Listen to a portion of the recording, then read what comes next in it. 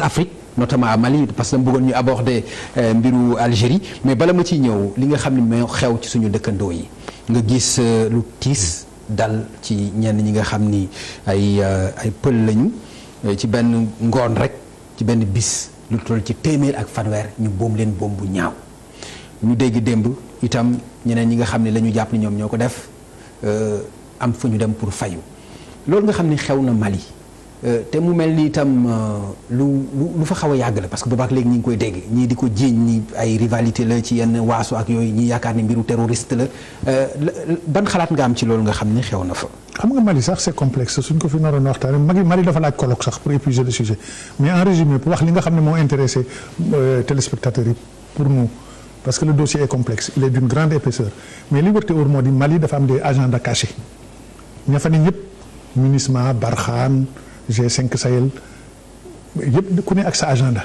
te ci biir agenda yi am na des sous-agenda moo jur lii lépp parce que man daal li ma gis moo di la France est intervenue au Mali. Elle a pris le contrôle de Kidal. te loolu yàgg na aussi. waaw te juru fa lu bari aussi. ci njëriñ te ba mu ko jëlee aussi. ba mu ko jëlee aussi. nanguwul armée malienne dugg fa. ce qui veut dire que y a un début de démantèlement de désintégration du Mali. appelons les choses comme elles sont loolu mu ngi fa te Maliens yi bien entendu par patriotisme par nationalisme par fierté et aussi par vérité et par raison duñ nangu aussi ñu amputer seen territoire. léegi nag. su nekkee ni jël nga la nord téye ko. muy Kidal bëgg nga koy digérer ci jàmm. da ngay créer un abcès de fixation au centre. soo jógee Bamako ni da ngay récupérer Kidal mais soo accès Kidal soo accès Mopti fekk fa brasier boo xam ne bii dafa la doy liggéey mu ngi mel ni tey. mais su ma la déggee dafa mel ni li ñuy wax pël yeeg dogon yi demeewul noonu. am na leen lu ci nekk c'est instrumentalisé. ah bon oui oui tout est instrumentalisé dans cette guerre même France ak Algérie. li ñuy ruumandaat ci suuf ñu bëri xamuñ ko mais l'armée française quand elle est intervenue au Mali opération Serval ba mu demee ba tolloog Tamanrasset dafa amoon des problèmes de logistique carburant parce que le flux logistique ne pouvait plus être tendu dañ téléphoné Bouteflika moo leen di jox carburant loolu duñ la ko wax. l'armée française dans l'extrême nord du Mali est ravitaillée en pétrole par l'Algérie. mais dafa nga ne Algérie dina ko def ci zéro am na contrepartie moo tax français yi aussi le terroriste qui est l'homme de l'Algérie Yag Agali kenn du ko laal su feebaree mu ngi fajoo ji Algérie hôpital bu ñu Aïn Neja fa lay fajoo ji dellusiwaat jabaram mu nga Tamanrasset. mais man Ndiaye man li nga ma wax li ma si jaaxal mooy par exemple bu fekkente ni nag ni ma c'est instrumentalisé alors que benn ethnie lañ ci massacré. te ñoom bi mu am déet xam nga l'instrumentalisation a commencé d'abord avec le front de libération du Massina de Amadou Koufa te front de libération du Massina c'est une succursale. mais musul am problème entre dogon yi ak pël yi loolu musul nekk kon loolu nga bëgg a. non attendez fii sax Sénégal léegi-léegi éleveurs yi Matam ak sédentaires yi maanaam agriculteurs yi am problème mais du romb fa mu la mu war a romb une petite opération de gendarmerie mu jeex mais lii nag soo gisee mu dem dayo c'est parce que dafa am agenda yu ci ne dama la doon wax ne. nu mu tuddati le front de libération du Massina de Amadou Koufa. mais c'est une succursale de l'organisation terroriste de Yag Agali. mu yónni ko dans le centre du Mali. moom c'est un pël. moom itam son programme moo jur lii parce que le front de libération du Massina or le Massina n'est pas habité uniquement par les Peuls.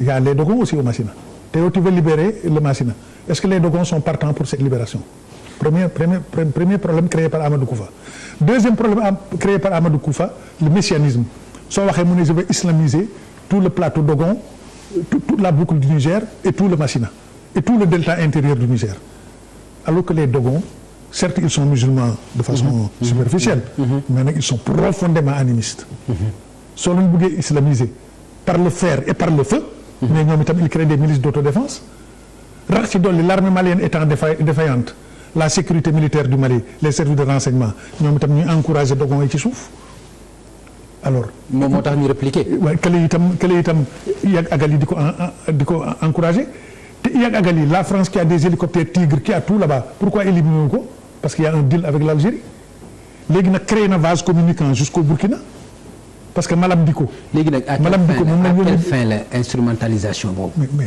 démanteler nos États créer des États en lambeaux pour mieux les vassaliser il y a un projet très complexe. Sénégal mën na ci échapper. Bon on verra bien mais nous en attendant notre zone tampon c'est le Mali. intervention sénégalaise foofu ci Mali comme ni ma déggee benn journaliste wax ko yaakaar nga solution la ci aussi. non d'abord intervention sénégalaise au Mali dégg naa mon petit frère Barka Ba mu ne le Sénégal doit intervenir au Mali mais d'abord le Sénégal est au Mali mais sous la bannière de la MINUSMA. Voilà donc déjà le Sénégal est là-bas. Mais maintenant une intervention boo xam ne bi ce serait une guerre déclenchée par le Sénégal. Dans le but d'appuyer ou d'épauler l'armée malienne là c'est très complexe. Pourquoi. dafa yombul parce que gis nga guerre Clausewitz mu ne benn borom xam-xam bu dëkkoon Prusse l'actuelle Allemagne grossièrement ne na pour gagner une guerre. Le gouvernement fixe les objectifs l'armée combat la population s'enthousiasme. Mais fixer les objectifs au Mali tey demal wax Macky Sall jox ko cahier jox ko papier jox ko bic ne ko fixer des objectifs d'une intervention au Mali mais c'est la chose la plus difficile. Annexer le Mali 1,250,000 kilomètres-carrés la région de Tombouctou fait 4 fois le Sénégal. te Gao ñëwagul Sikasso ñëwagul Tombouctou rek ça fait 4 fois le Sénégal. kooku Sénégalais l'armée sénégalaise du ko annexé bon nag soo fa demee loo fay def. L'armée moom elle est disponible elle se battra. Mais maintenant la population sénégalaise qui fournit les soldats qui vont mourir est-ce qu'elle va s'enthousiasmer xam nga li Sénégal war a def moo di tey. te loolu defe naa ils travaillent sur ces plans-là. C'est peut-être dans leur carton. Des stratégies sénégalais. su nekkee ni le régime de Bamako c'est cool on peut intervenir pour prendre le contrôle de Manantali. Parce que c'est un barrage qui nous est vital et que nous avons cofinancé avec le Mali et la Mauritanie. C'est un endettement triangulaire. Il y a une charte de l'eau. Il y a la SOGEM, la société de gestion des eaux de Manantali, qui établit une clé de partage des eaux. Yooyu yëpp Sénégal mën na ci appuyer pour intervenir que l'armée sénégalaise sécurise le barrage avant que djihadistes yi ñëw di ko taal.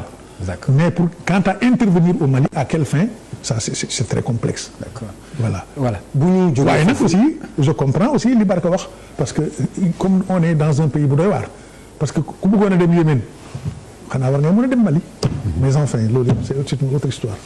waaw mais c'est dëgg la c'est une autre histoire mais c'est important aussi ñu taxaw ci ku bëggoon dem Yémen yaa ko junj ba pare bëgg ko bloquer noonu war nga dem Mali loolu mais loolu bu fekkente ni wax nga ko waaw maanaam mooy wane ni lu li war a mën a yóbbu réew mi ba Yémen pour ñu mën fa guerre wala leneen war na mën a dem stabiliser aussi li xew Mali. ku mën a naan leket kay war ngay mën a naan ko.